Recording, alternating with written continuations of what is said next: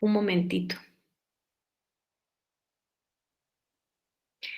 Aprovechando Sabdi Sofía Ruano, ya le mandamos los trabajos, ¿verdad?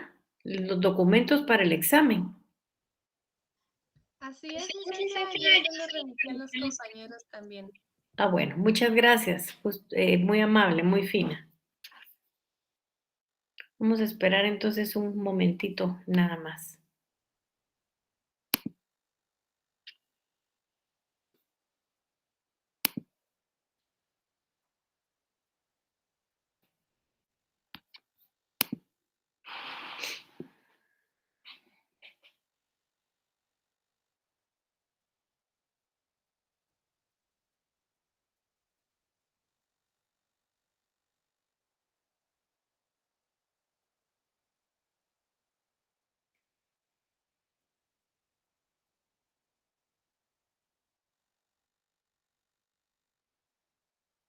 Bueno, mucho gusto de saludarlos. Vamos a comenzar hoy, sí, a seguir hablando de lo que es la política fiscal. Vamos a hablar cuáles son los principios que rigen la política fiscal y luego vamos a hablar del pacto fiscal que quedó en intenciones de ser suscrito y que por muchas situaciones no se pudo dar y hoy por hoy estamos todavía sin un pacto fiscal que nos permita poder diseñar ese modelo de país y modelo de sociedad que nosotros queremos.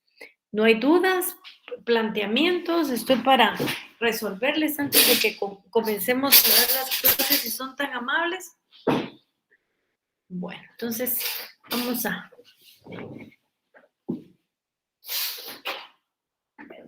vamos a comenzar entonces a hablar, como les digo, de lo que es el pacto fiscal.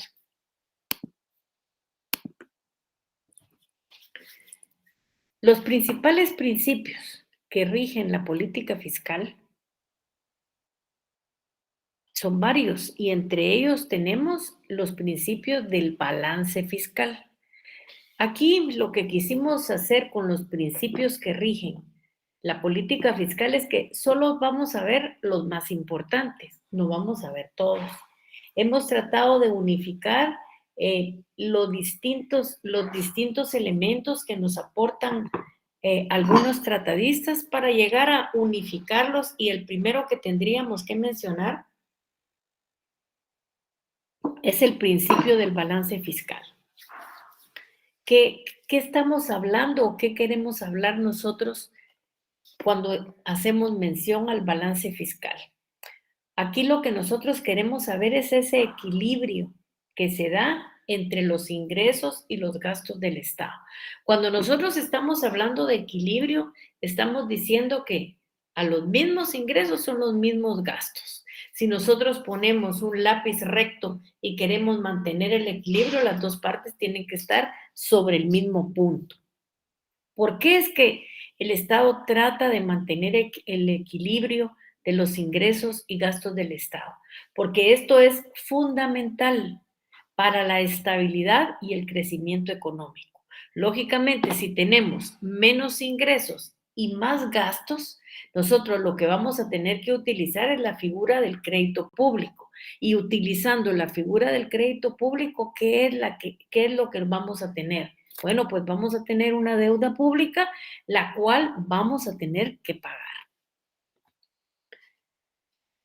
Aquí tenemos que detenernos un poquito y darnos cuenta que hay dos figuras que aparecen muy claro en estos aspectos y es el superávit y vamos a poner aquí el déficit. Lo vamos a marcar con otro color para que ustedes puedan darse cuenta cómo es ese carácter anticíclico que se da con la política fiscal. Dar ese carácter anticíclico lo que nos, digamos, lo que se ocasiona es que se genera un superávit en periodos de expansión. ¿Cuándo hay expansión? Cuando hay mucho dinero, mucha producción y podríamos decir que las finanzas del Estado están completamente saneadas. Y tenemos lo contrario es el déficit. ¿Cuándo hay déficit? Cuando hay periodos recesivos. Y si nosotros esto lo analizamos en este momento en que estamos viviendo, hoy tenemos déficit. ¿Qué quiere decir eso? Que los ingresos son menores en relación a los gastos. ¿Esto qué significa? Esto significa que el equilibrio entre los ingresos y gastos que se desea alcanzar puede variar. ¿Y por qué puede variar? Puede variar si estamos en una situación de expansión o en una situación de recesión, que tiene que ver, que es la implicación del carácter anticíclico de la política fiscal. Y esto va a ser en determinado año. ¿Por qué? Porque aquí nos tenemos que regir por la vigencia del presupuesto del Estado. Ustedes se recuerdan que cuando nosotros vimos el presupuesto y vimos la anualidad, vimos que el tiempo en que el presupuesto se aplica es de un año que comienza el 1 de enero y termina el 31 de diciembre. ¿Alguna duda, alguna pregunta antes de que avancemos en el tema?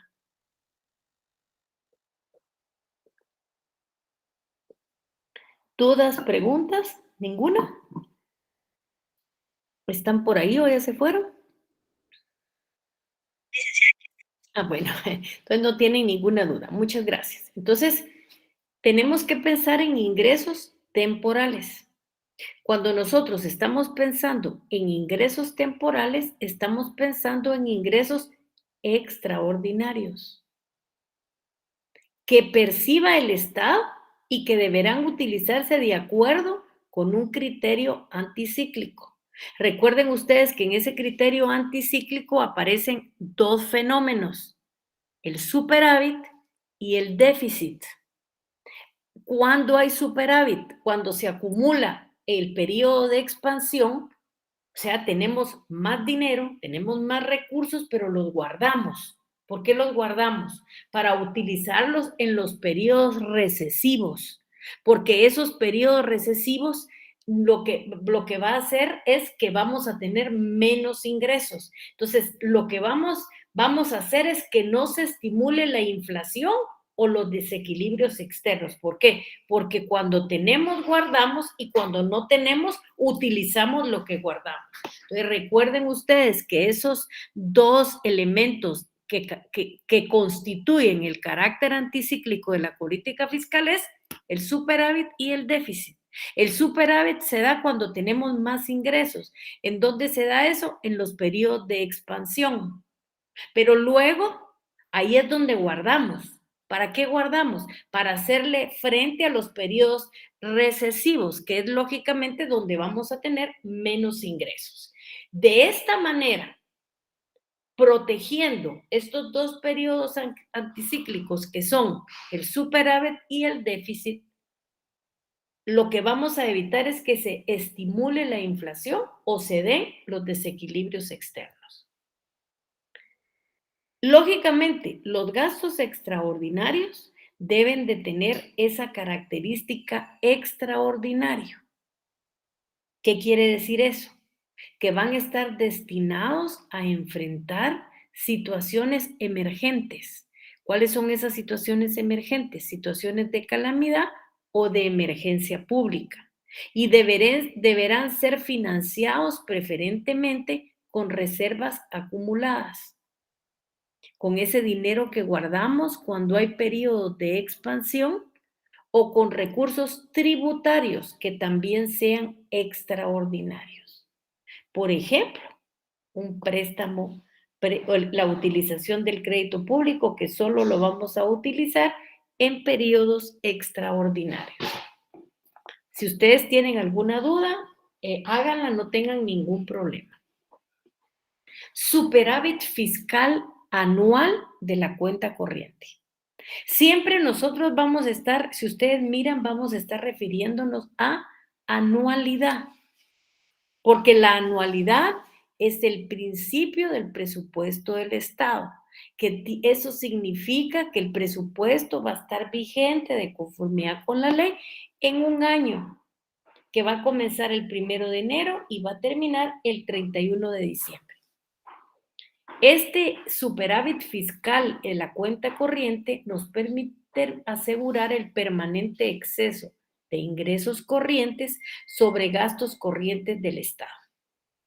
Anualmente y sin excepción es un requisito indispensable para alcanzar unas finanzas públicas sanas, equilibradas y sostenibles. Eso es lo que se pretende que sean las finanzas públicas, sanas, equilibradas y sostenibles.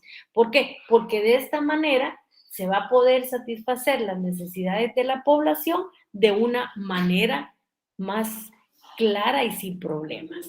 Y aquí vuelve a aparecer el superávit solo que en la cuenta corriente. Y aquí se dice que el superávit de la cuenta corriente es la base primordial para promover la inversión pública en los proyectos nacionales prioritarios. Bueno, miremos otro principio y son el principio de los ingresos del Estado. Y aquí aparece ese elemento que nosotros ya hemos hablado de él, que se llama poder tributario. Hablamos que el poder tributario es inherente e inseparable del Estado. ¿Qué es el poder tributario? Es la facultad del Estado de exigir tributos a personas que se encuentran en su jurisdicción y que tiene su fundamento en la soberanía del Estado. O sea, es la facultad que tiene el Estado de exigir tributos a personas que están en su territorio, en su jurisdicción, y que lógicamente tiene un fundamento en la soberanía del Estado. Por eso es que nosotros decimos al principio que el poder tributario es inherente e inseparable del Estado y solo el Estado lo tiene. Y cuando es ejercido por los gobiernos locales es porque el Estado le ha permitido y se lo ha cedido. Tenemos que saber que los principios constitucionales que limitan el poder tributario establecen directrices para ambas personas que intervienen en la relación jurídica tributaria. ¿Cuáles son esas personas? Legislador y administración pública. Recuerden ustedes que nosotros hablamos que esto es importante, esas directrices las debe de saber el legislador para que pueda aplicar correctamente la ley la administración pública. Nos vamos a correr un poquito y de ahí nos regresamos. Ahora vamos a hablar otro principio. Sí, otro principio. Y el otro principio es principio de administración tributaria. Bueno, ¿cuál es ese principio de administración tributaria? Cuando nosotros estamos hablando en administración tributaria, ¿qué se les ocurre a ustedes pensar? ¿En qué están pensando cuando estamos hablando en principios de la administración tributaria? ¿En quién están pensando ustedes? ¿En quién piensan? A ver, digan. A ver quién me dice por ahí. No hay nadie, ya se fueron. En la SAP. Exactamente. En la Superintendencia de Administración Tributaria. Lógicamente, ¿en qué estamos pensando entonces? Si pensamos en la SAT, en el cumplimiento de las obligaciones tributarias. Estamos hablando de que debe de cobrar de manera eficiente y eficaz, que debe procurar que el sistema de administración sea justo y no arbitrario, y debe de buscar la confianza en el contribuyente.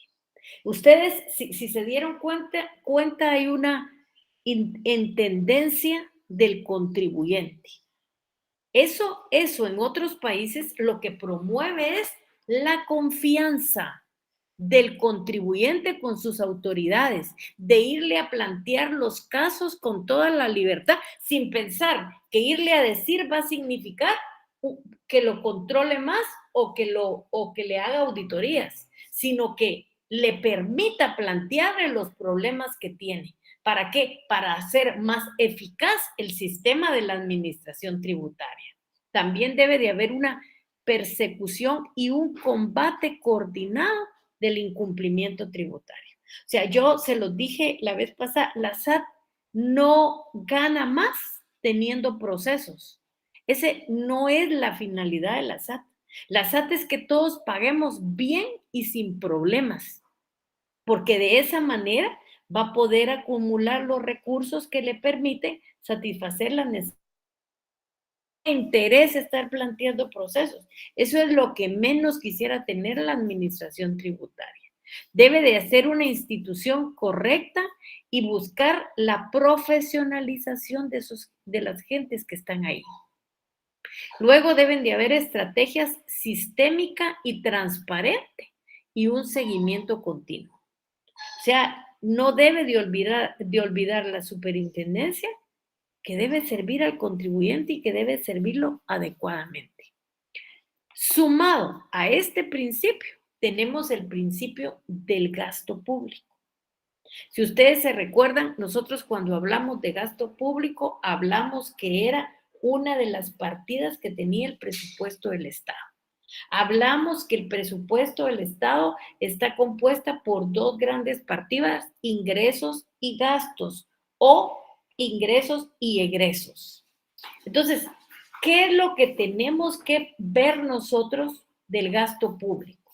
Primeramente, tenemos que ver prioridades claras. ¿Qué necesita la sociedad? ¿Cuáles son las necesidades que tiene que llenarse claramente? O sea, diseñar esos principios del gasto público como una prioridad clara, con visión de nación de largo plazo. Yo les dije a ustedes, cada vez que hay un nuevo presidente es de tronarse todo lo que hizo el anterior sin evaluar si es bueno, si es malo y comenzar de nuevo. ¿Por qué? Porque no tenemos visión de largo plazo. Creo que, digamos, el sentir de los guatemaltecos es no poder reconocer que otro pudo haber hecho algo mejor. Porque no todo puede estar malo. Hay cosas que se les ocurren y que son buenas. Ah, no, aquí echamos todo a perder y comenzamos. ¿Por qué? Porque no tenemos visión de largo plazo y el gasto público debe de tener esa visión. Luego, debe de haber una congruencia entre el gasto público con la producción nacional. Aquí creo que hay alguien que no sé si era Estuardo, que me estaba repitiendo el Producto Interno Bruto, el PIB. Claro, tiene que ver con la congruencia en la producción nacional.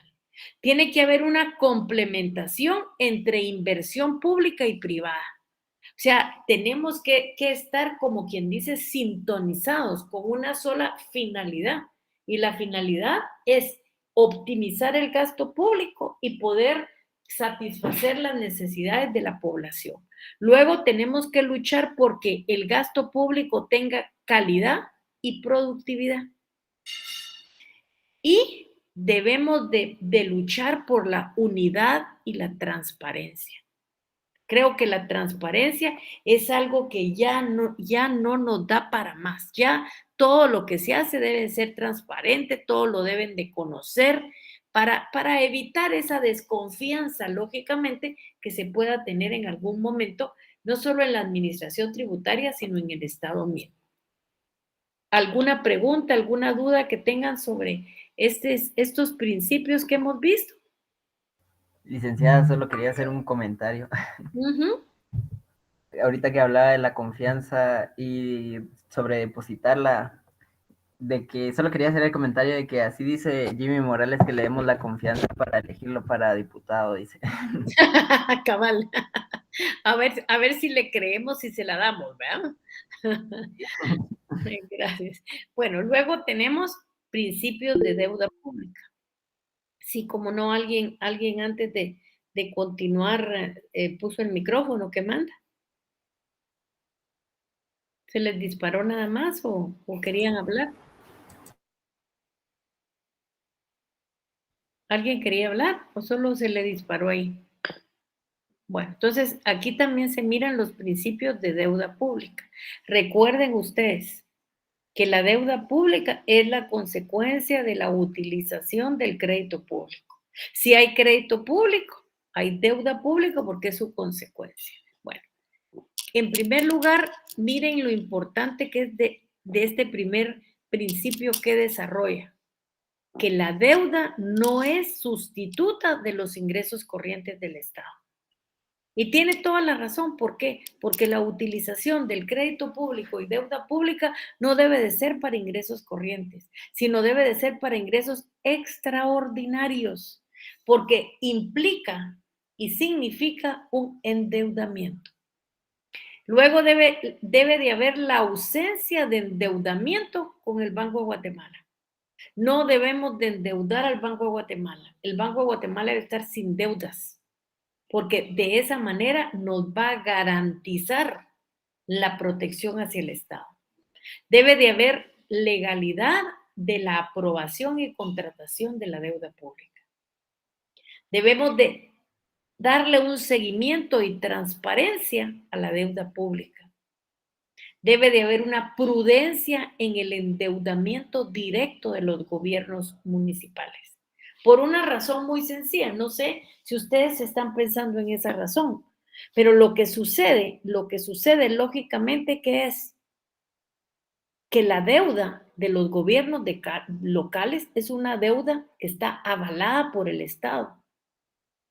Entonces, por eso es que debe de haber prudencia. ¿Por qué? Debe de haber prudencia porque quien lo garantiza es el Estado mismo. Y debe de haber una vigilancia y cuantificación de los pasivos contingentes.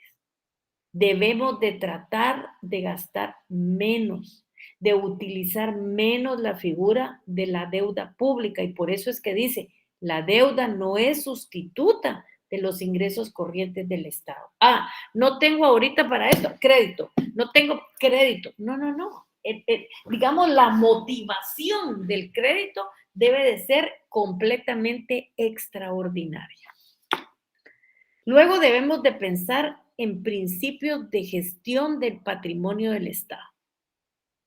Recuerden ustedes que la gestión del patrimonio del Estado le procura recursos al Estado mismo, porque si ustedes se recuerdan, nosotros lo dijimos a lo largo de la clase, no solo de los impuestos se consiguen los recursos, sino que puede haber en la utilización del crédito público y la deuda pública, que ya la vimos, pero también puede haber la gestión del patrimonio público, que lo que va a dar son ingresos para el Estado. Entonces, dentro de estos principios de la gestión del patrimonio público, debemos de pensar en derechos sobre propiedad pública, el uso de los bienes del Estado con base en un interés social, la responsabilidad entre la sociedad, información y seguimiento del patrimonio e impuestos como parte del patrimonio del Estado. ¿Alguien quiere hablar ahí?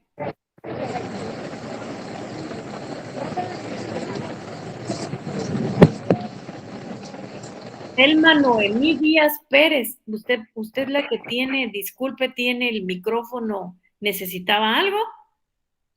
No, licenciada, disculpe. No tenga pena. Entonces vamos a volver, perdonen ustedes. ¿No tienen alguna duda, alguna pregunta? Luego tenemos los principios de evaluación y control. O sea, lógicamente, la política fiscal hay que evaluarla y hay que controlarla. Porque si no la evaluamos, no vamos a saber si estamos caminando por el camino correcto. Y si no la controlamos, vamos a tener problemas muy serios que podrían significar el déficit del Estado. Entonces, en estos principios de evaluación y control debe de tratarse la ética de la gestión pública.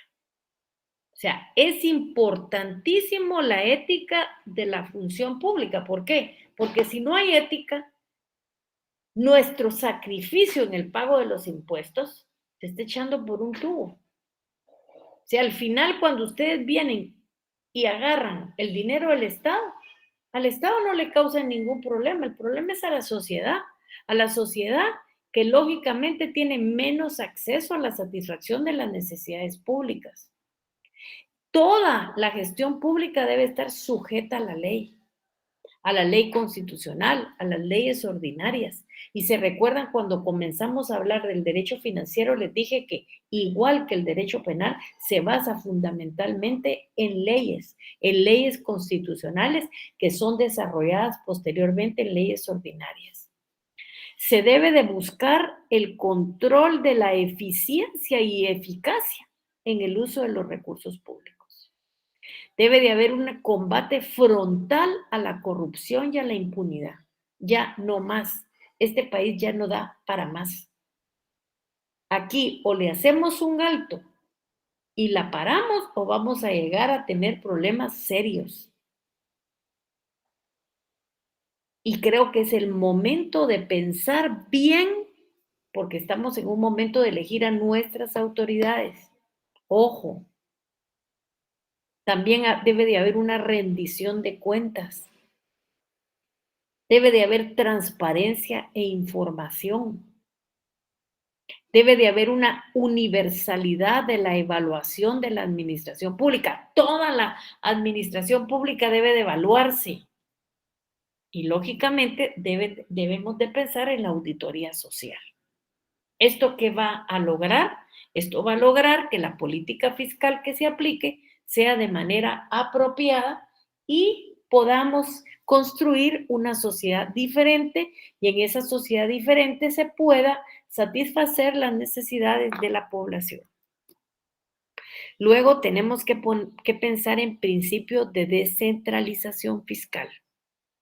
Pero para pensar en descentralización fiscal debemos de pensar en el concepto de la descentralización. ¿En qué va a consistir esa descentralización? ¿Cuáles son las competencias que va a tener? ¿Cuál va a ser la correspondencia entre recursos y capacidades? Y luego, ¿cuál es la capacidad que se tiene para poder tener esa descentralización fiscal y llegar a establecer si es necesaria, si es importante o no? Aquí nos vamos a regresar ahora y vamos a hablar, no sé si tienen alguna duda, alguna pregunta, y ahorita entraríamos a lo que es el pacto fiscal, que es tan importante. Dudas, preguntas de la política fiscal y de sus principios. Bueno, hoy vamos a ver el pacto fiscal. Primero, quiero que pensemos de dónde viene el pacto fiscal y de la posibilidad de promover un pacto. Eso fue la consecuencia de un proceso de democratización iniciado en 1985. Ustedes se recuerdan que había una lucha interna en el país. Esa lucha interna era entre el ejército y la guerrilla, así conocida. Se comenzó en ese proceso que duró años y en 1996, cuando el presidente de la República era Álvaro Arzú, se firmaron los acuerdos de paz en 1996. Ahí, en ese momento de la firma de los acuerdos de paz, se crearon las condiciones favorables para el diálogo y la negociación de los guatemaltecos. Y en ese momento se pensó en la posibilidad de promover un pacto fiscal con una sola finalidad: construir una sociedad mejor. Pero como muchas cosas en este país, se quedan en intentos. ¿Qué es un pacto fiscal? ¿Cómo lo podemos definir? De acuerdo a muchos tratadistas, de acuerdo a muchos documentos elaborados por el Ministerio de Finanzas Públicas, el pacto fiscal constituye un acuerdo social amplio, representativo, sobre los derechos y obligaciones de los ciudadanos guatemaltecos con el Estado y sobre los deberes y poderes del Estado en su relación económica y financiera con la sociedad guatemalteca. O sea, es sentarnos a discutir problemas y solucionar entre todos esos problemas buscando una sociedad mejor. Aquí vamos a ampliar esto porque hay otra definición de otro autor y este autor dice que constituye un acuerdo nacional. Un acuerdo nacional que se planifica sobre el monto, sobre el origen y sobre el destino de los recursos con que debe contar el Estado para cumplir con sus funciones. Y aquí tomamos dos parangones, lo que estableció la Constitución Política de la República de Guatemala y los acuerdos de paz. ¿Qué implica el pacto fiscal? Implica acuerdos nacionales sobre el estilo de sociedad que se desea construir, sobre los principios y compromisos recíprocos del Estado y de los ciudadanos y ciudadanas, acerca de los temas de política fiscal. Sí, nosotros tenemos que pagar impuestos, sí. ¿Lo dice el artículo 135 en la Constitución? Sí, pero el Estado, ¿qué tiene que hacer? Satisfacer las necesidades de la población. Entonces, cuando solo una parte paga sus impuestos, pero la otra parte no cumple, como que no estamos como muy contentos y esto genera mucha incertidumbre. Imagínense ustedes una pelota de plástico y la parten por la mitad. La mitad es el contribuyente y el contribuyente sí cumple con su función. Pero la otra parte es el Estado y no cumple. No puede integrarse nunca como un todo. ¿Por qué? Porque hay una parte que no lo cumple. Pues así pasa muchas cosas. El pagar impuestos es un sacrificio. Y eso lo tenemos que tener claro. Es sacrificar nuestro patrimonio a favor del Estado. Ubiquémonos nosotros, por ejemplo, los que tienen un salario superior a 15,000 quetzales del impuesto sobre la renta. ¿Qué implica? Esto implica por lo menos un salario de los que usted trabaja, se los tiene que pagar al Estado. Y sobre ese sacrificio que usted hace, no le cumple con las satisfacciones, no tiene seguridad, le roban su carro, le roban sus cosas, el sabor que se va a tener es un sabor amargo. ¿Por qué? Porque aquí lo que se desea es que los ciudadanos y ciudadanas y el Estado puedan construir una sociedad mejor. Con uno que se quede atrás, los problemas que se dan son más serios.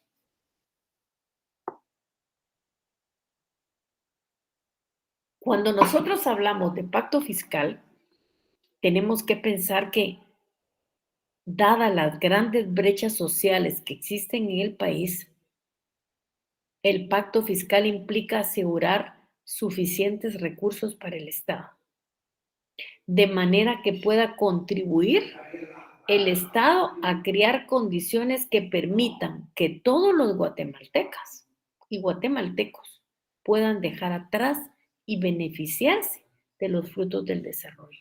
¿Cuándo vamos a hacer una sociedad mejor? Cuando todos tengamos desarrollo, cuando el desarrollo sea parejo para toda la sociedad.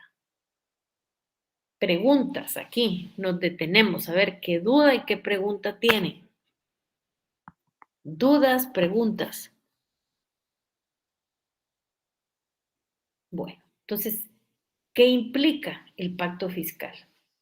El pacto fiscal implica también contribuir a la estabilidad macroeconómica. Y aquí es mediante un equilibrio de ingresos y los gastos del Estado. Y permite definir una política fiscal a largo plazo, con visión de país, que reducirá la incertidumbre mediante reglas claras y estables. ¿Qué decían los acuerdos de paz?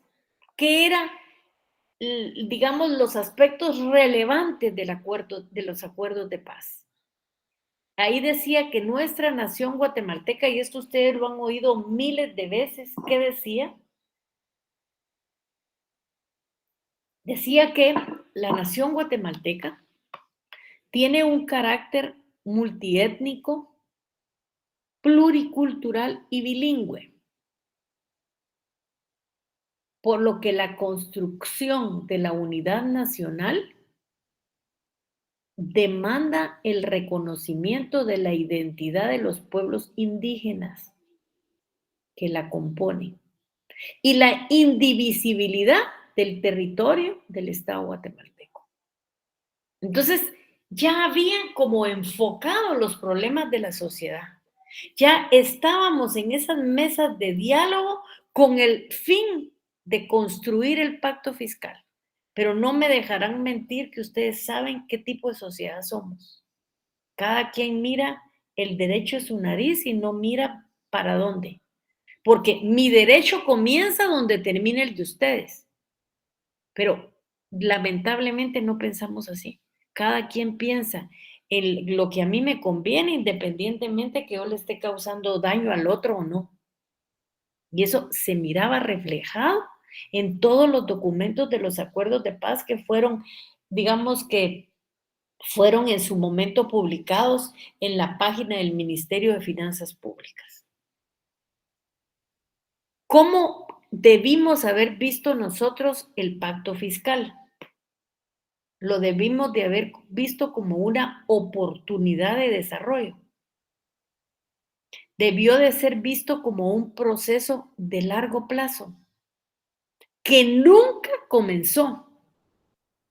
Ojo, nunca comenzó. O sea, nosotros no tenemos un pacto fiscal, no llegamos a un pacto fiscal. Nos quedamos en intentos, nos quedamos en la formación de una comisión. En eso nos quedamos. Y el pacto fiscal definía grandes líneas de acción, principios rectores, mecanismos de participación social. Marcaba la dirección que debíamos de seguir, en la cual se debió regir la política fiscal de largo plazo y con visión de país. Mientras no nos pongamos de acuerdo, mientras no nos sentemos a dialogar sobre la Guatemala que queremos, sobre la sociedad que queremos, los problemas van a seguir siendo los mismos o peores. Acordar un pacto fiscal, ¿qué implicaba? Implicaba un compromiso de trascendental importancia para permitirle al Estado cumplir con funciones básicas. No pensemos en funciones rebombantes, pensemos en las básicas, en las que todo ser humano necesita para su desarrollo. ¿Y cuáles son esas básicas? Las que tienen que ver especialmente en materia social, económica, de seguridad y de administración de justicia. Y aquí les vuelvo a repetir lo que ya dijimos anteriormente. Dadas las grandes brechas sociales que existen en el país, el pacto fiscal implicaba asegurar suficientes recursos para el Estado, de manera que se pudiera contribuir a crear condiciones que permitieran que todos los guatemaltecos y guatemaltecas puedan dejar atrás la pobreza y beneficiarse de los frutos del desarrollo. Pero nos quedamos en intento. ¿Qué implicaba concretar el pacto? También.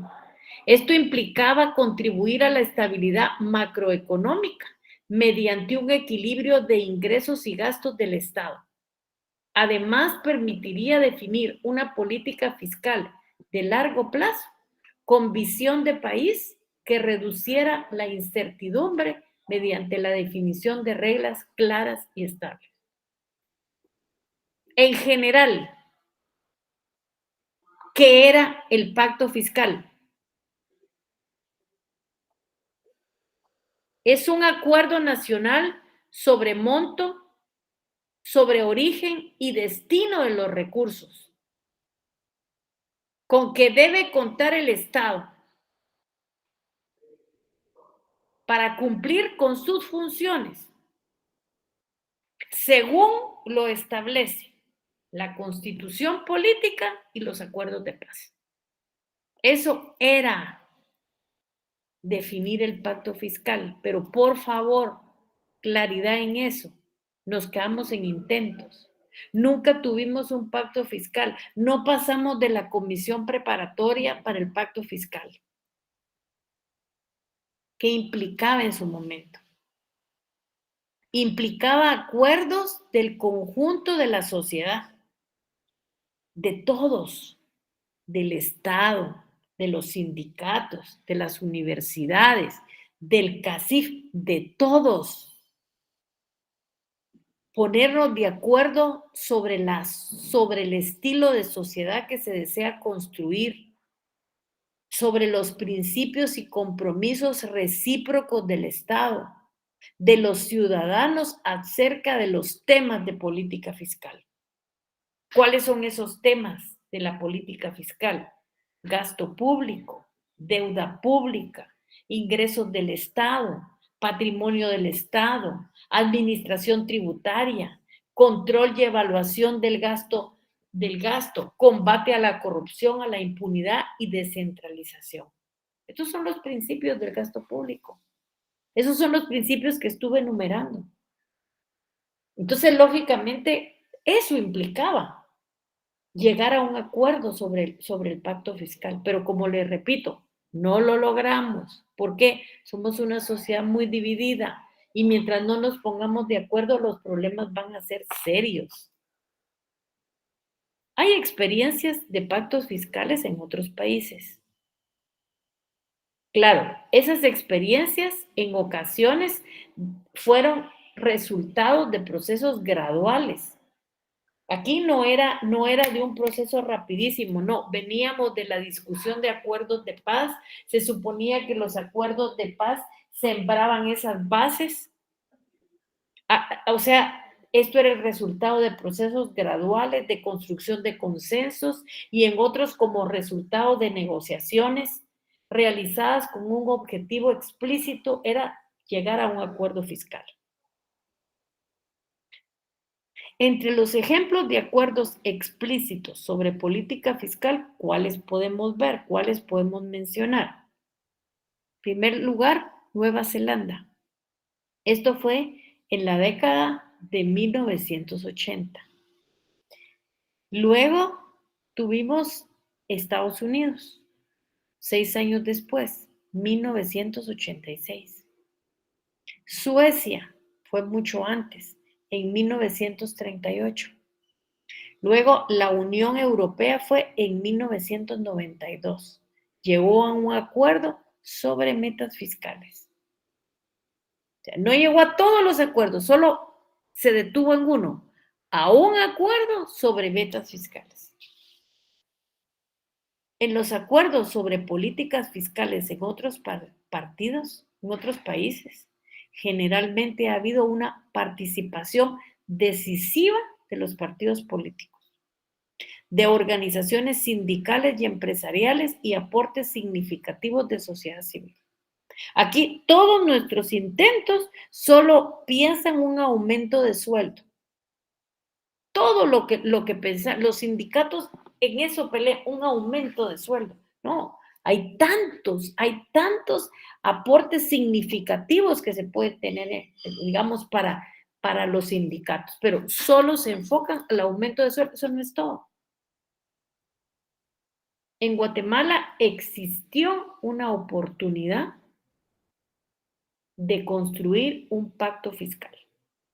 Se quedó en intentos, se quedó en la comisión preparatoria del pacto, Esa comisión en su momento exhortó a todos los sectores del país a ser partes activas de este proceso, que iba bien dirigido, que buscaba el bien común y el bien nacional, y aportar constructivamente a la definición de una política fiscal que asegure construcción de la paz, fortalecimiento de las instituciones democráticas, el cumplimiento de las responsabilidades constitucionales del Estado y la promoción del desarrollo integral y sostenible. O sea, realmente, si ustedes se dan cuenta, el pacto fiscal era importante. No perseguía vanidades. Tal vez seríamos una sociedad diferente con planes a largo plazo. Y hoy se van a dar cuenta ustedes que estamos a las puertas de que un nuevo gobierno gane. No, nadie, vamos a comenzar de nuevo a aplicar lo que piensa un partido político, echando atrás todo lo que hemos transcurrido. Porque no todo lo que hace el gobierno puede ser malo, hay cosas buenas. Luego, si el pacto fiscal se hubiera llegado a un consenso, se hubiera firmado, se hubiera tenido que basar en 4 principios. ¿Cuáles eran esos 4 principios que estaban tratados, digamos, que estaban delineados en los acuerdos de paz? Transparencia, justicia, participación e inclusión. O sea, en ese proceso de construcción del pacto, debieron haberse, si lo hubiéramos firmado, si lo hubiéramos hecho, debió basarse en estos principios: transparencia, justicia, participación e inclusión, que tiene que ver con esa participación de todos. ¿Qué? Principio de transparencia. Bueno, nada ya se puede tener oculto. Y de hecho, el desarrollo de todo lo que se ha dado tecnológicamente, todos los procesos los ha vuelto transparentes. Ahora ya se está hablando en una inteligencia artificial. En esa, inteligencia artificial que arma ese tipo de cuestiones, como ese chat GP5. Luego, la justicia. ¿Por qué? Porque debe de estar basado en principios constitucionales, en acuerdos de paz y, lógicamente, en normas ordinarias. En ese principio de participación es abrir las puertas a todos, a todas las puertas vivas del país, naturalmente constituidas legalmente y que signifiquen una representación. Y luego incluir a todos. Recuerden que Guatemala es multicultural, pluribilingüe. ¿Cómo decía que era multicultural, bilingüe y se me fue la palabra? O sea, todo eso debía de abarcar ese pacto fiscal. No lo hicimos. Se quedó en retórica, se quedó en intentos. Ojalá algún día lo podamos hacer. Porque el aparecimiento de la SAT tiene sus orígenes en los acuerdos de paz. Ya no podía ser el Ministerio de Finanzas Públicas el que hiciera todo, el que nos cobraba los impuestos, el que hiciera los pagos, y se pensó en crear una entidad autónoma. Y ahí está, y ahí se creó, y cada día se va tecnificando y cada día es mejor. ¿Cuál es el marco constitucional del poder tributario? O sea, ¿cuáles son esos principios contenidos en la Constitución que delimitan todo ese poder tributario, toda esa posibilidad del Estado que le permite cobrar impuestos? En primer lugar, no tenemos que olvidar el principio base, que es el principio de legalidad, el principio de capacidad de pago, el principio de prohibición de doble o múltiple tributación, el principio de igualdad, el principio de generalidad. Eso es lo básico, ese es el marco constitucional que debemos de velar en el poder tributario. Y aquí prácticamente nosotros nos quedaríamos y solo me restaría darle las gracias, agradecerles este semestre que tuvimos. No sé si tienen alguna duda, alguna pregunta y solo nos miraríamos entonces el día que se tiene señalado el examen final. Les deseo mucha suerte, gocen sus vacaciones. Sí, Tania Amperes. Hola, licenciada, buenas noches.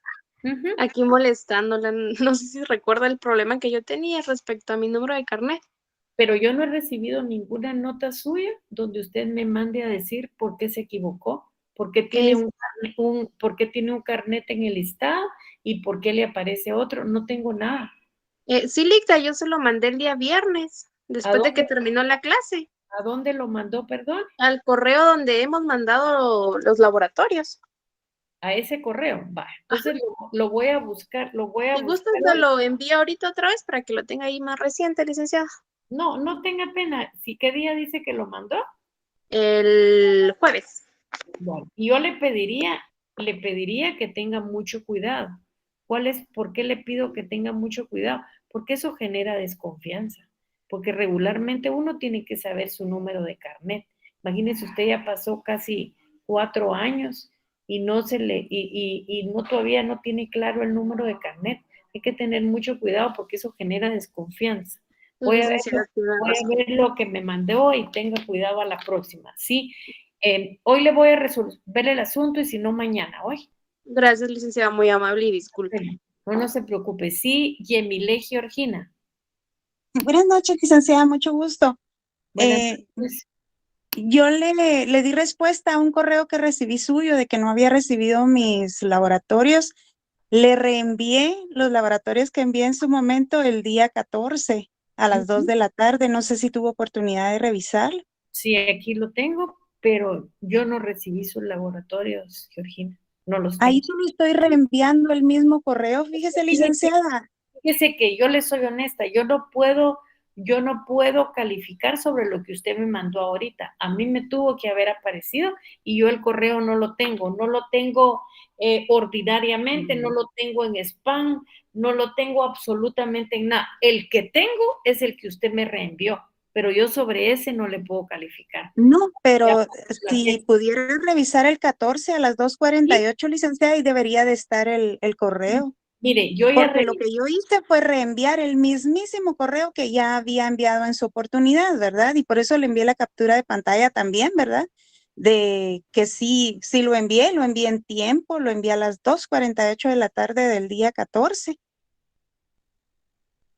Y a mí sí me aparece acá. Mire, usted lo mandó, pero yo lo que tengo que tener es recibido aquí. Y yo no lo tengo recibido aquí. Le estoy diciendo pero no me dio ningún. Perdón. Que le estoy diciendo que lo busqué en spam. Lo busqué, mire, lo busqué varias veces y no me aparece. Por ejemplo, el de Lemus Pineda, Lester Orlando, sí me apareció. Yo lo busqué y me apareció y ya le puse sus puntos. Pero ¿no será porque yo se lo reenvié? Ahora le aparece ahí como en la cola, licenciada. Es que fíjese que a mí no me llegó ninguna notificación de algún problema, digamos, de que no se hubiera enviado. Ahora yo le pregunto ¿a usted le contesté yo que había llegado al laboratorio? No, y por eso fue que cuando empezaron a decir que no lo había recibido, yo le tomé la palabra, ¿verdad? Para decirle que yo no había recibido ese correo y usted dijo, no, tienen que esperar porque todavía estoy calificando. Mire, pues yo ya lo busqué y su laboratorio no está. Así que yo no puedo hacer nada. No puedo hacer nada.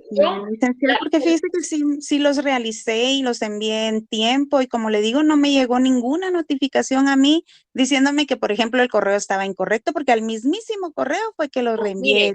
Pues mire, usted tiene sus razones, pero también quiero que escuche las mías. Yo no tengo para calificarle. O sea, yo no tengo su laboratorio. Le estoy diciendo, por ejemplo, Lemus Pineda, Lester Orlando, me dio los datos, lo busqué y apareció el laboratorio. Pero él no se lo reenvió. No, es que él no, lo tenía ahí, pero le digo, no es el reenvío el problema. No Bien, es, licenciada, es que fíjese que bueno, cuando yo le reenvío el correo, le aparece como en el historial, ¿verdad? Todas las veces que se ha mire, juntado el mire, archivo. Georgina, yo le quiero contar algo, que yo tengo un ingeniero que trabaja conmigo y Ujú. juntos buscamos esas cosas. Yo no tengo Me su parece laboratorio y no raro, tengo de dónde. licenciada, fíjese. Bueno, pues si le parece Porque, por raro, ejemplo, si me hubiera llegado, no, o sea, yo no estoy desconfiando de usted, sino que me parece me raro porque parece, sí me mire, aparece a mí enviado me parece y muy raro porque yo no lo tengo y mi problema es que yo no tengo de dónde ponerle la nota. Mire, yo le oigo todo lo que usted me dice, pero yo no tengo si yo lo tuviera, yo no tengo ningún inconveniente en ponerle. Los que tuvieron problema y ya me aparecieron, ya les puse la nota, pero el problema es que yo no tengo de dónde ponerle la nota a usted y no se la tal puedo vez el poner. error fue haberlo reenviado, porque Ese ahora no es aparece el como en el problema, historial. ese no es el problema, eso no es el problema. Nosotros tenemos un sistema, no es el problema ese, pero yo no lo tengo. Entonces, ya lo buscamos miles de veces y no lo tengo, entonces no le Sí, puedo poner la nota. yo sí le agradecería, licenciada, si usted pudiera tomar otro chancecito, otro tiempecito para revisar, porque fíjese que si yo no lo hubiera enviado, pues me hubiera quedado callada, hubiera dicho a la que, qué babosa, ¿verdad? Porque no lo mandé. O le hubiera dicho, ay, mire, Ligda, Entonces fíjese que lo resulta que la mandé. babosa soy yo porque no lo entiendo. No, Pero yo no para lo nada, tengo. licenciada.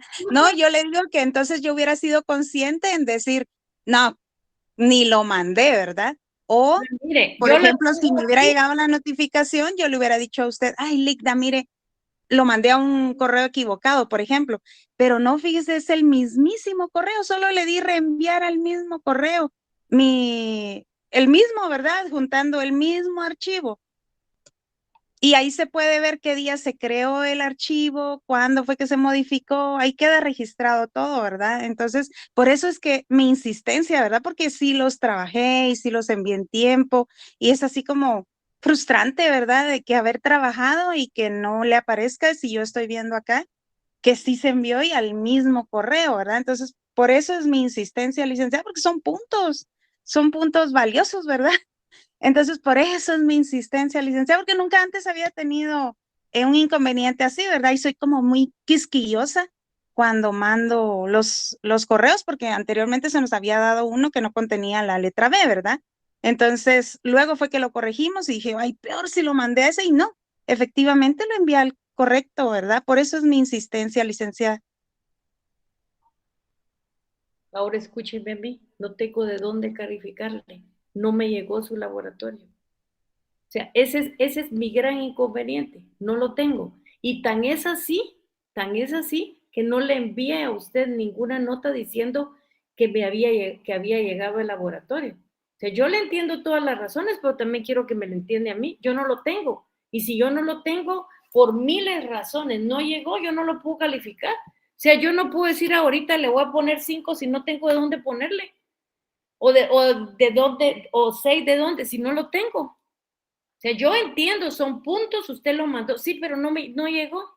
Ese es el gran problema, que para que funcione tiene que mandarlo usted, pero me tiene que llegar a mí. Entonces, si no me llegó a mí, yo no tengo dónde ponerle la nota. Yo ya lo revisé miles de veces y no nos aparece. Lo voy a hacer una vez más, pero estoy segura que no está porque así como usted dice, yo también soy muy cuidadosa de esto. Yo no le voy a quitar a usted los puntos si usted los tiene, pero mi problema es que no tengo de dónde sacarlo. Ese es mi problema. Los que ya tuvieron, aparecen ahí, yo ya les puse los puntos, porque tampoco tengo la costumbre de quitarle punto a los alumnos y quedarme sin reportarlo. El problema es que no tengo de dónde ponerle los puntos. Ese es mi gran inconveniente. Voy a volver a buscar y vamos a ver si es que yo soy babosa y no se los puse, pues No, licenciada, yo en ningún pues momento. con muchísimo gusto se los voy a poner, pero yo ya busqué y no me aparece. Ese es mi gran problema. Vamos a ver cómo lo podemos resolver. Muchas gracias, licenciada. Y solo aclarándole, en ningún momento me refería a usted, sino era a mí misma, ¿verdad? De reconocer mis errores. Y yo sí le voy a agradecer, si usted se pudiera tomar el tiempecito, se lo voy a agradecer mucho, licenciada. Y claro, comprendo también sus razones. Gracias, licenciada. Yo ya me tomé el tiempo, le cuento. Ya 3 días revisé. Ya revisé spam, revisé por todo, revisó el ingeniero que trabaja conmigo, volví a revisar yo, pues no está, pero si usted cree que no es suficiente, lo voy a volver a ver y vamos a ver. No sé si hay alguien más que tenga otra duda, otra pregunta. Prácticamente nosotros aquí terminamos las clases.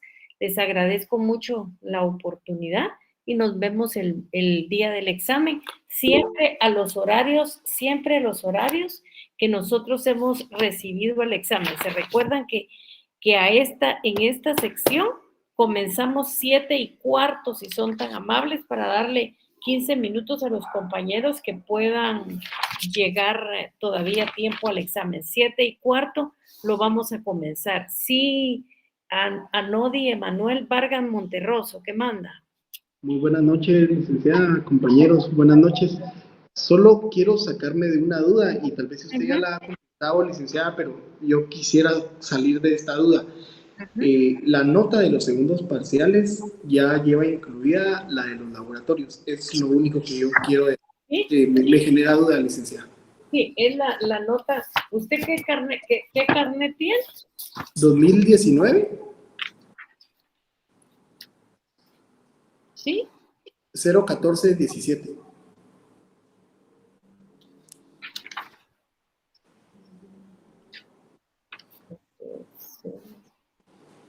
$01417, sí. Usted tiene 29, tiene 24 de su examen y 5 de los laboratorios.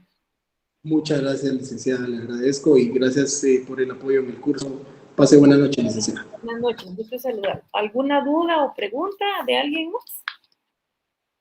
Bueno, entonces pasen feliz noche y nos quedamos aquí. Nos vemos el día del examen. Buenas vacaciones. Gracias, licenciada. Pase feliz noche. Igualmente.